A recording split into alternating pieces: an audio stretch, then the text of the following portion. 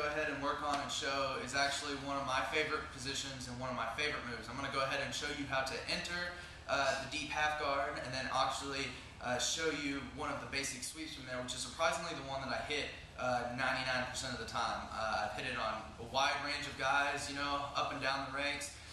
It's definitely a very useful position, but I kind of modified it a little bit for my body frame, so maybe these details can really help you. So I'm going to go ahead and start out. I'm going to be right here in just normal half guard. Okay, I've got normal half guard right here on John. My main goal, first thing, is I would like to be able to keep my knee right on his hip here. Okay, if I can help it, I don't want him crushing me down. Okay, this is always a good deflector here. A lot of people run into the problem of this position of getting caught with things such as darces. They come in here and guys will throw in this darce choke and start getting caught. Yeah, that's bad news. A good way to help prevent that is to work your knee in here. This way, if he does crush down and go, I can always stretch him away and ditch. Okay, I can always come back.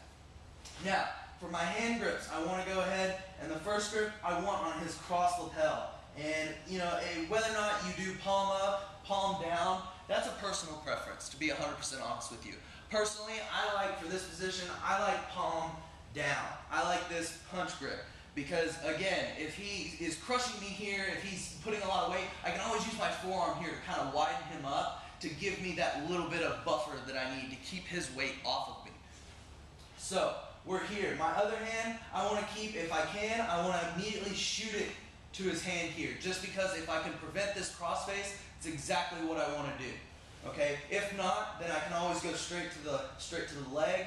It's really just depending on the situation. But for now, let's just go ahead and stick straight to the wrist. So now, when John, I'm going to feel John out here, and I'm going to kind of give him a little bit of a push there. Okay? And usually when I push him, he's going to push into me. That's fine.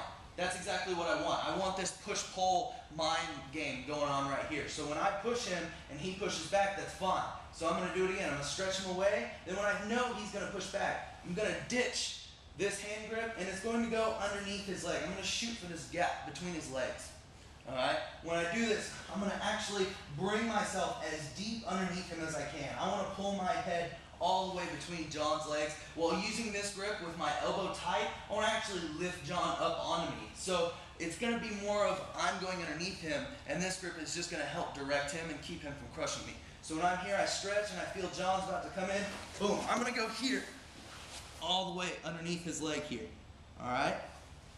So John will lift up here for a second. You can see the position that I'm starting to get in. Okay, is I'm actually really trying to get it in almost this deep half guard like position. Now, as you can see, I really want the leg straight. You know, a lot of times I'll get here to where I'll be with this leg curled. This is really easy to fix. All I'm going to do is control the belt, and I'm going to keep my elbow tight here. This is another important detail. All I'm going to do is I'm going to start scooting my hips out as I pull John towards me. Here, here, here. Now I've got this leg where I want it. Okay? This other hand here now is going to actually come, and I like to grip right around his hip here, and my other elbow I'm going to prevent here by keeping it flat and keeping my wrist tight. Here, exactly. This is the one thing with deep half guard that will shut it down, is I don't want him to get this underhook. Okay? If I'm tight here, that's usually going to be really hard for him to do. If I feel he's getting very, very good at preventing it or diving, I may even dive it under his leg here. That's fine. Okay? Now the detail that I do that a lot of people don't do is I actually scoot all the way on one leg. Okay, I really don't like my head or too much to be up here. I don't like to grab up here. I like to grab right here, because what I'm doing here is I'm getting a good lock on John's hip here. And if you can see, I can even pull his hip here, and what I'm really aiming at is torquing his hip around. So now, keep my guard locked right here. A lot of people play with hooks here. As you can see, the way I play this, I usually won't use too many hooks. So I'll just be here, and now all I'm going to do is I'm going to slowly bring my hips towards John this way. And when I do that, now I'm going to keep my hand that I have clamped around his hip, and I'm going to torque his hips out as I come up this way here. Alright, now if you notice, my outside hand immediately here is going to go to the pant leg. My other hand is going to dive underneath his leg here. My head is going to aim for his hip. Right there, okay? I don't want my head on his leg. I don't want my head too high. I want my head on his hip so he can't scoot away from me. Now, once I'm here, I can square up with him, lift my tail past the leg underneath, and now I can climb up for my side control right here, guys. Okay, one more time. I know it's a lot of details. We'll do it really quickly this time so you can kind of see how it's going to work out. So, again, back up from just a little bit. Sure. So again, here in half guard, okay, I've got my upper grip here, palm up, and I've got this grip. I'm going to prevent that cross face if I can. Now I'm going to push. I'm going to get this push-pull game going right here.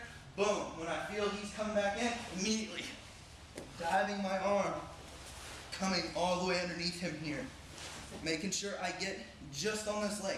Even if it's bent, that's okay. I don't have to necessarily have his leg straight, because the way that I'm performing this technique, I am actually controlling his hip by this grip right here. Other hand is going to tuck, stay tight. If I feel it's in a lot of danger, I can always, boom, slide it underneath his leg there, prevent that underhook, or I can just keep my wrist to my chest. That's another good way of thinking about it, to keep your elbow tight.